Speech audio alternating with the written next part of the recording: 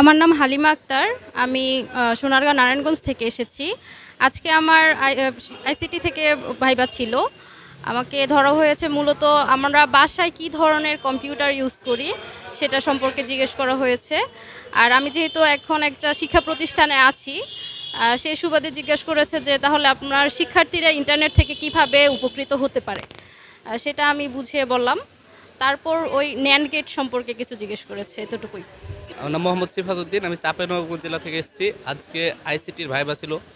ভাইবাতে question সহজ ছিল। প্রথমত হচ্ছিল ইন্টারপ্রেটার কি, বলেছে কম্পাইলার কি, তারপর হচ্ছে যে আপনার র্যাম কি, মডেম কি, মডুলেশন কি, ডিমডুলেশন কি, এগুলোই। তারপর বলছে আচ্ছা ঠিক আছে। আসসালামু আলাইকুম, আমি মোহাম্মদ শরীফুল ইসলাম। আমি এসেছি লালমনিরহাট জেলা থেকে। আজকে আমার সহকারী শিক্ষক তথ্য ও যোগাযোগ প্রযুক্তি বিষয়ে ভাইবা ছিল। তো আমাকে কোশ্চেন করা হয়েছিল যে ব্যাচ প্রসেসিং অপারেটিং সিস্টেম কি, এরপর হচ্ছে দুইটা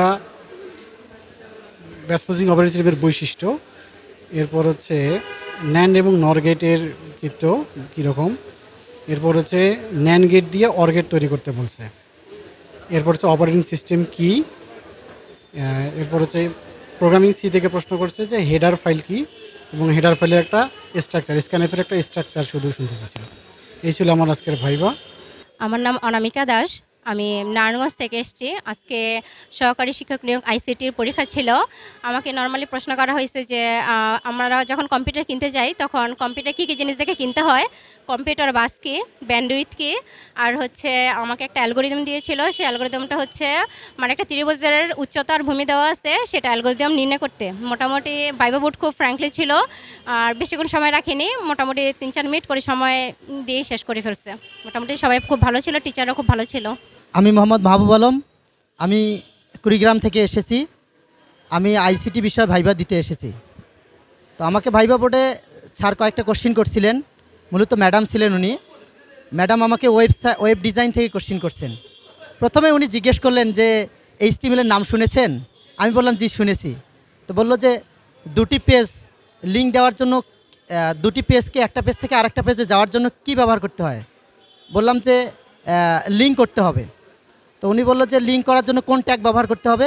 আমি বললাম যে অ্যাঙ্কর ট্যাগ, বেসিক্যালি এ। তারপর বললে যে ইমেজ ট্যাগের জন্য, ইমেজ তৈরির জন্য কোন ট্যাগ ব্যবহার করা হয়? আমি বললাম যে ইমেজ ট্যাগ ব্যবহার করা হয়। ইমেজ ট্যাগের উনি বললো যে ইমেজটার সাইজ ছোটো বড়ো করার জন্য কি করতে হবে? বললাম যে ইমেজ সাইজ ছোটো বড়ো করার জন্য এর হাইট এবং ওয়াইট ব্যবহার করতে হবে। তো উনি বললে ঠিক আছে। তো আমি সালাম দিয়ে চলে আসলাম। আমার নাম সোয়াইব, আমি রাজশাহী থেকে আসছি।